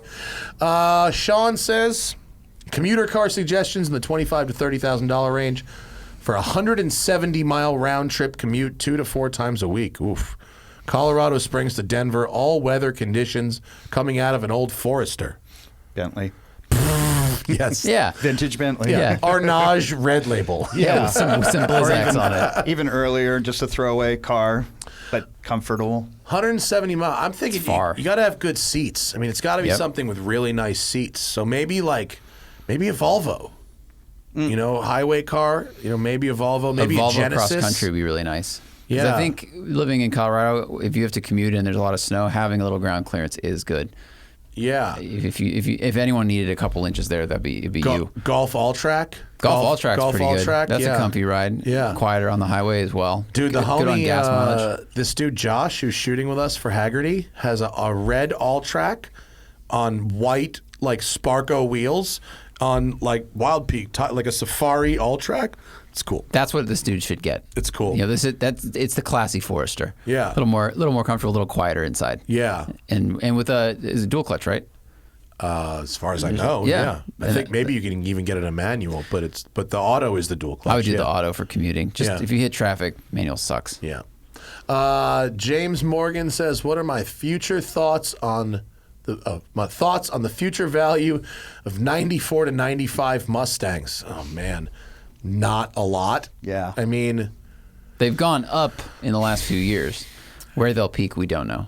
I don't want to be condescending, but we're playing in very small peanuts. You know, Yeah, they're but $8 grand what's and the they might be worth valuation? 10. You know, they're Yeah. not worth it. They're not really They're not worth anything, much. really. A Cobra R is 30. The rarest, highest performing, lowest volume, most enthusiast oriented car of that period of that Mustang is like a $40,000 car. Yeah. So if you're now not even talking about a Cobra, but you're talking about a GT, I mean these are you know. Right. Don't get me And he's wrong. got a I had convertible one. Mustang. In high school, I had a '94 GT that I did up like a Cobra R. 5-liter, right? Yeah. Yeah. We put a 347 stroker crank in it. We did all this shit, suspension and the Cobra R nose, the Cobra R. Really? Yeah, it looks exactly like a Cobra R. I mean, That's funny. Other Total than high the fact school. that it still said Mustang GT in the bumper. It didn't do the Cobra bumper. But other than that, it looked just like a Cobra R with the wheels. It was cool as fuck. That's actually very cool. But like, as an investment vehicle, like nah, like those cars are fun to drive. They're fun. They're nicer to drive than regular Fox bodies. They feel a little more like real cars. And he has a teal convertible with black and like that's going to rise with inflation, and that's it. Yeah. Enjoy. Drive. The answer, I don't mean to be condescending. The answer is drive and enjoy. It's just not an investment grade vehicle. But if you like driving it, you know, you might be able to drive it for cheap. You know what I mean? That's like a flat thing. You know, you buy it for 10 grand, 12 grand, you put 20,000 fun miles on it, you Yeah. sell it for 10 grand. Exactly. That's it's money in, money Absolutely. out. Yeah. Clean Kicks is going from a 2016 392 Challenger with a manual, to an E92 M3, a step down. I'm fine with the difference in cost of ownership power. It's the experience. Thanks for the content. Well, Well, the 92 is going to turn a lot better. It's going to feel way tighter, I think. the 392 will? No, I think the Oh, E92 the will. M3 will. Yeah, I mean the Challenger's fun. It's got torque and the engine's a good time and it makes a bunch of noise. But unless you get like the wide body Hellcat or Red Eye with suspension, they just don't turn that well. And even then, they feel like they weigh 8,000 pounds. I agree. You might miss the torque. You might be like, wow, for 414 horsepower and a V8 in this M3, there's nothing below 4. We were just talking to Jay Ryan the other day, and he had an E92 M3, and he also had an E92 335i, and he said in almost every driving situation, the 335i was more fun and felt faster because at the low and medium end, it made a lot more power than the M3. So coming out of a giant V8, you know, you may miss that. But if you buy a nice car, it shouldn't feel like a step down. It should feel like a lateral move. I think it'll give you a good experience in terms of cornering, visibility, size, and those kinds of performance. It won't have the punch. Mm-hmm. But if that's what you're after, you're going to like it. Yeah. Because at least it's a different experience. Jeremy Wu grew up riding in his dad's Porsche 944, is now 26 years old, and the turbo ship has sailed. How old will I be before they're under $20,000 again? I feel like I'm too late. You're right. 944s are expensive for the good ones. And here's the problem with 944s. They're nice to drive. but not that nice. But they're really expensive to maintain. I always liked them. The That's one of the parts Porsches I always The liked. parts are so expensive, dude. Really? Yeah. And you're like, why? I don't even know. It's just because they're just It's like an not- Audi base, though, isn't it? Yeah. So But not the But there's Audis weird they made shit like lots the of. intake tubing is crazy expensive, and the glue falls apart. And I mean, if you're worried about those kinds of things, we ran into a guy, I think at Bill's or something like that, and he was like, "Do you know how much I had to pay for this stupid air conditioning looking duct shit that's just like painted black?" He was so mad, and after 2 years, it was already breaking down again. Like they used this old tape to hold intake manifolds together, not intake manifolds, but like the intake plenums, and it peels apart. And then where do you find that stuff? yeah, like stuff for your car, I got from an aircraft company. The ducting, the actual ducting. So if off you don't aircraft have engines. a Donnie, If you don't have an aircraft ducting guy, Well, yeah. if you don't have Online, homies at JPL, $5. you wanna get- That's a good point. Yeah, so be willing to change out for that stuff. No, I mean, yeah, the really good quality cars of the 80s and 90s are going to be expensive for a while because you can use them, and people want cars that are collectible but that you can use. Yeah. You know, Is this offensive? If you want a 944 experience for cheap, just get a Camaro 1LE 2.0. get a Miata. Like, you can get a RX-7, FC RX-7, or something like that. Yeah. I mean, it's. If you have a sentimental attachment to it, I get it, but like 944s aren't that great. They're all right. They'll come down again eventually, but I don't think they'll ever be under 20 grand. Like 20 grand, get a Jeez, really? Corvette. Get a I fucking had no Corvette. idea. 20K, get a Vet. You're gonna have. You know what You're I mean? gonna have fun forever. You'll forget about Porsche. It's still a front engine, rear transaxle experience. Jeff Skaza, for $25,000, should I get a mint AP1 S2000 or a brand new ND2 Miata for weekend fun?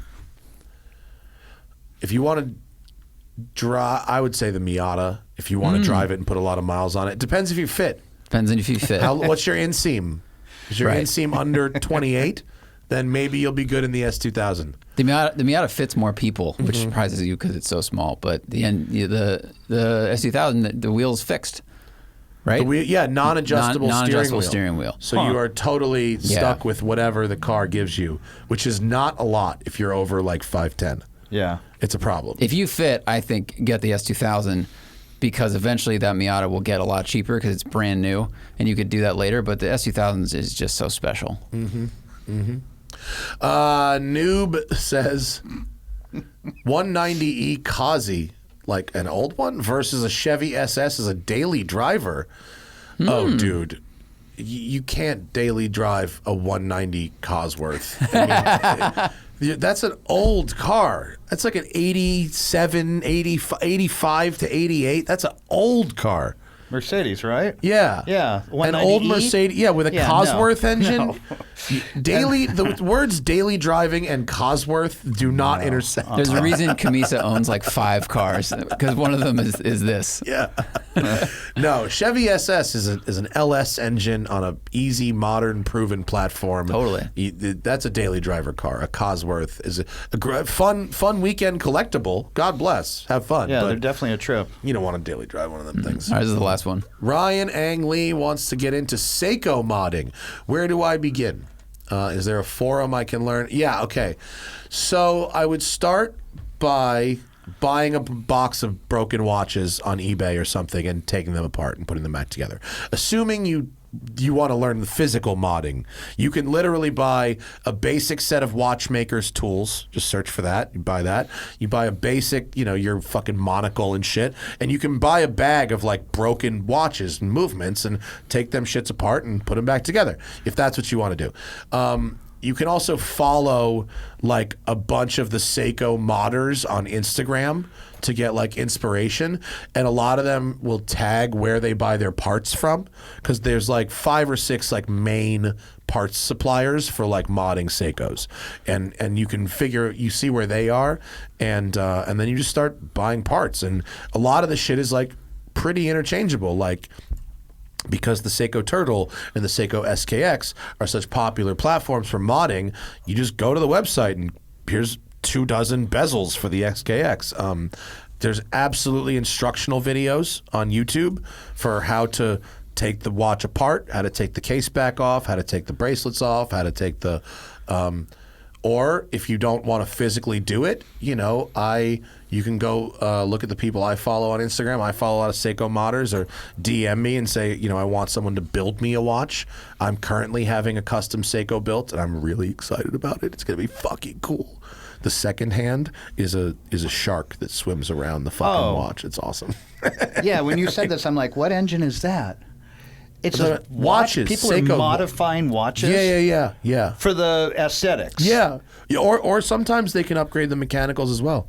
You can upgrade a cheaper Seiko watch to like their more expensive, higher quality movement as well. Like if you had a date, you could add a day date. Sure. Yeah. Change the face out. You can change Okay, that makes you change sense. crystals. You can go from the flat crystal to a dome crystal. Right. You can get ceramic Bezels, everything. Yeah. Oh, what a change the trip. hands, the dials. no idea. My custom watch that I'm having built is not based on a watch. It's only built from parts. And it's going to have a mother of pearl Tahitian black mother of pearl. The black pearls Yeah, from of Tahiti? course. So black mother of pearl dial with the fucking shark swimming around. It's going to be the shit. That's yours. He's building it for me now. Oh, that's epic, And actually. follow Seiko_lab on Instagram. Pull that shit up real quick, Zach. It's dope. Seiko on Instagram, Seiko_lab, LAB. I've been getting some from this dude, Shadow Watchmaker, who does really good fake vintage, fake aging. So I send him a watch and he sends it back like it's aged. It's fucking pretty cool. Oh, what a trip. So this dude builds stuff from scratch. So yeah. So these are all built totally from scratch, these watches he's got here. And that they've got different dials and That's cases. beautiful. And so mine's going to look like that case, the gold case with the black Yachtmaster bezel. Somewhere up towards the top of the page, he's got the shark secondhand. I forget, maybe down a little bit further. You can see it. It's the one that's black dial. There. See this? There it is. Look, the shark secondhand fucking rules, dude. Look at that thing. That's G as fuck, right? Like it's swimming. Oh, that's cool. Swimming around. Oh, that's yeah. so cool. Isn't that awesome? That really is a trip. Yeah. I'm very excited for my modded Seikos. Yeah. This is fun. These are literally like the like the Fox Body Mustangs or so. This one in the middle there, Zach, with the two-tone with the meteorite dial. Yeah.